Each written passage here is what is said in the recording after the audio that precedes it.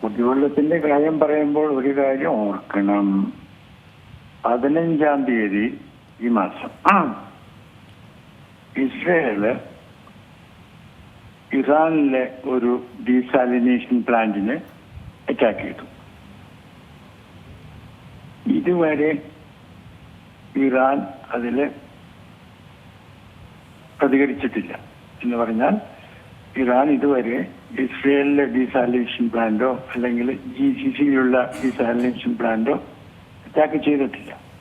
പക്ഷേ ഇറാൻ ഇപ്പോൾ പറഞ്ഞിരിക്കുന്നത് പ്രസിഡന്റ് ട്രംപ് അദ്ദേഹത്തിന്റെ 48 മണിക്കൂർ അൾട്ടിമേറ്റം, പിന്നെ സ്ട്രേറ്റ് ഓഫ് ഹോർമസ് കീഴടക്കുക, ആ പരിപാടികളുമായിട്ട് പോയി ഇറാനെ ആക്രമിക്കുകയാണെങ്കിൽ ഇറാൻ തിരിച്ചടിക്കും.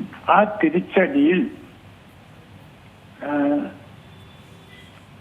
തന്നെയുമല്ല ട്രംപ് പറഞ്ഞിട്ടുണ്ട് ഇറാന്റെ പവർ പ്ലാന്റ്സ് ആക്രമിക്കുന്നു. അപ്പോ അങ്ങനെയാണെങ്കിൽ ഇറാൻ പറഞ്ഞിരിക്കുന്നത് അവരുടെ തിരിച്ചടിയിൽ പവർ പ്ലാന്റ്സും മറ്റ് ഇൻഫ്രാസ്ട്രക്ചറും ഡീസാലിനേഷനും എല്ലാം ഉൾപ്പെടും എന്നാണ് അവർ പറഞ്ഞിരിക്കുന്നത്.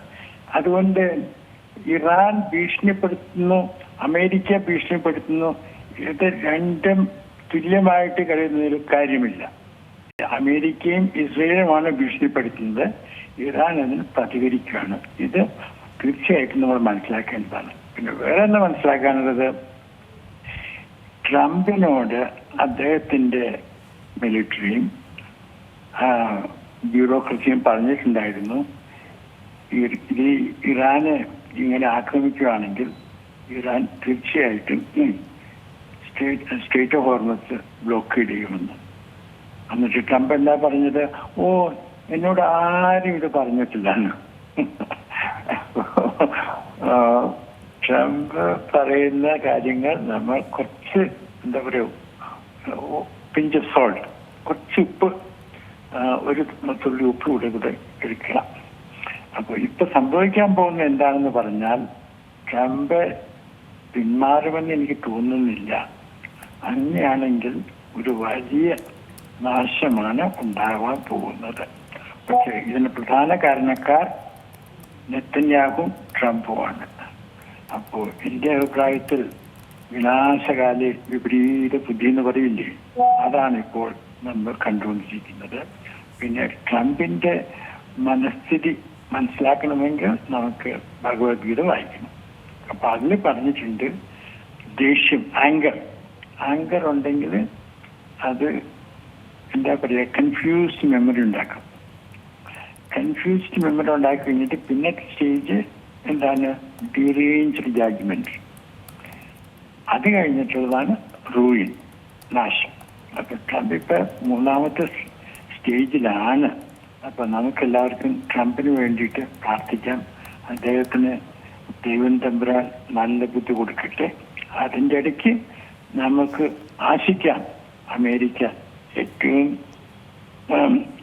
Oldest democracy, richest democracy, 258th anniversary ആഘോഷിക്കുന്ന ഈ വർഷത്തിൽ അമേരിക്കയിലെ കോൺഗ്രസും സുപ്രീം കോർട്ടും ഇടപെട്ട് ട്രംപിനെ കറക്റ്റ് ചെയ്യുമെന്ന്. പക്ഷേ എനിക്കിപ്പോഴും തോന്നുന്നു നല്ല സാധ്യതയുണ്ട്. എണ്ണവില കൂടുന്നു. കാരണം ട്രംപ് പവർ പ്ലാന്റ്സ് ആക്രമിക്കുകയാണെങ്കിൽ ഇറാൻ അവർ പറഞ്ഞതുപോലെ സ്ട്രേറ്റ് ഓഫ് ഹോർമസ് കംപ്ലീറ്റ് ആയിട്ട് ബ്ലോക്ക് ചെയ്യും. അപ്പോൾ എണ്ണവില കൂടും. അത് $200 വരെ എത്തുമെന്ന് എനിക്കറിയില്ല. പക്ഷേ ഇപ്പോൾ തന്നെ ട്രംപിന്റെ പൊളിറ്റിക്കൽ കോസ്റ്റ് അമേരിക്കയിലുള്ള എണ്ണവില കൂടുക, സ്റ്റോക്ക് മാർക്കറ്റ് താഴോട്ട് വരിക, അപ്പോൾ ആ പൊളിറ്റിക്കൽ കോസ്റ്റ് കൂടിക്കൊണ്ടിരിക്കുന്നു. അപ്പോൾ ഒരു പക്ഷേ അദ്ദേഹം കുറച്ച് കസർത്തൊക്കെ കാണിച്ചതിന് ശേഷം വിക്ടറി ഡിക്ലെയർ ചെയ്തിട്ട് പറയാൻ സാധ്യതയുണ്ട്, ഞാൻ ഇത് ചെയ്തു കഴിഞ്ഞു, ഇനി ഇറാനിയൻ ജനത അവരുടെ സർക്കാരിനെ താഴത്തേക്ക് എടുത്തിട്ട് അപ്പം ഞാൻ ബോംബിങ് നിർത്തുവാണ്. അപ്പോൾ നെതന്യാഹുവിന് അത് സമ്മതിക്കേണ്ടി വരും. അദ്ദേഹത്തിന് ഒട്ടും ഇഷ്ടാവില്ല. പിന്നെ ട്രംപ് കൂടുതൽ പറയും, ഞാൻ ഇനിയിപ്പോൾ ക്യൂബയിലേക്കൊന്ന് നോക്കട്ടെ. ഇറാന്റെ കാര്യം ഞാൻ ചെയ്തു കഴിഞ്ഞു, വിചാരിച്ചതിനേക്കാളും വലിയ സക്സസ് ആയിരുന്നു. ഇനി നോക്കി let's move on to Cuba. നോക്കട്ടെ എന്താ വരുന്നത്.